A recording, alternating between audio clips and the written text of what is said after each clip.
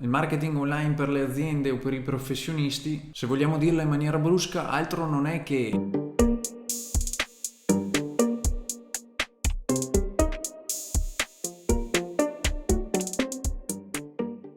dare un'identità al nostro brand. Come vi ho già detto, affinché un'azienda sia competitiva all'interno di un mercato, è bene sapere come intercettare il proprio pubblico e mettergli davanti il giusto messaggio. Di conseguenza, il giusto servizio e il giusto prodotto. Diventa determinante quindi far sapere chi siamo e cosa offriamo tramite la brand identity, ovvero un insieme di elementi visibili e non che danno carattere al nostro brand. La brand identity deve avere 6 fondamentali caratteristiche. La prima tra queste è la semplicità. La semplicità paga sempre e semplice non è sinonimo di noioso o scontato. Semplice è solamente un qualcosa che ci aiuta a immetterci nella mente del nostro potenziale cliente. Se ci pensiamo, una cosa semplice è più facile da ricordare, quindi meglio essere lineari e diretti. Punto numero 2, funzionalità. Essere funzionale è importante per concentrarsi sui veri bisogni e sulle vere esigenze del nostro potenziale cliente. Piuttosto di proclamare quanto siamo bravi rispetto al nostro competitor o a quanto sia buono il nostro prodotto rispetto a quello di quell'altro, meglio essere funzionali. E per funzionali qui intendo mettere a disposizione un guadagno per il cliente. Ad esempio, se tramite il mio servizio velocizzo un processo d'acquisto del mio potenziale cliente, esso guadagna in termini di tempo. Oppure vendo un prodotto economico e qui il nostro cliente avrà un guadagno in termini di rientro dall'investimento fatto e è funzionale per questo. Punto numero 3, unicità. Avere un prodotto o un servizio che si caratterizza e che si distingue dagli altri è un punto a nostro favore e soprattutto è un aspetto che ad oggi aiuta il posizionamento. Per portarvi un esempio, se ci pensate, oggi come oggi preferireste essere nel largo consumo o in una nicchia? Io personalmente preferisco essere in una nicchia perché mi posiziono in quel settore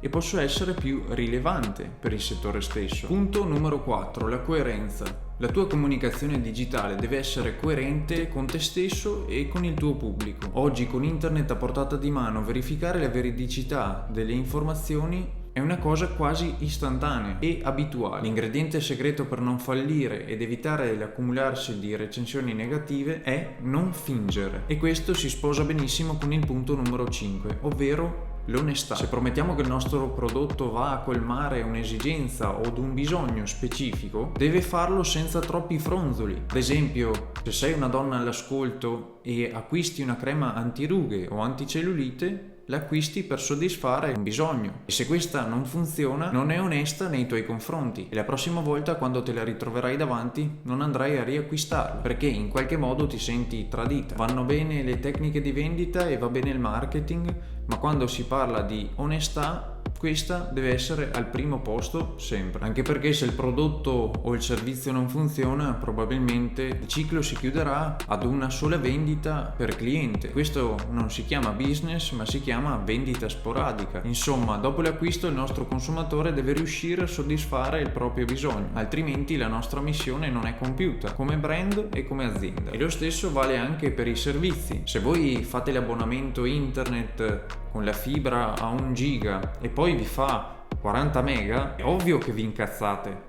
giusto? Piuttosto è meglio scrivere il nostro servizio è affidabile fino a 38 mega, così se va a 40 mi sento quasi in difetto con quello che pago e non mi sento preso in giro, ma purtroppo non è sempre così. In sostanza il brand deve essere onesto e coerente con quello che dice di fare. La coerenza crea fiducia e la fiducia crea fidelizzazione, che è un caposaldo del marketing. Se c'è fidelizzazione, il nostro cliente sarà più predisposto a riacquistare da noi perché appunto ha già acquistato e è rimasto soddisfatto e questo genera un acquisto che può essere ricorrente. Punto numero 6, la riconoscibilità. Diamo una palette di colori, un logo, un suono, un marchio, qualcosa che ci renda inconfondibili. Giocando con i colori, se vi dico automobili rosse vi verrà in mente Ferrari, se parlo di bianco vi verrà in mente Apple, se parlo di bevanda con le bollicine bianca e rossa vi verrà in mente Coca-Cola, se invece parliamo di una trama del lusso vi verrà in mente Versace. Insomma,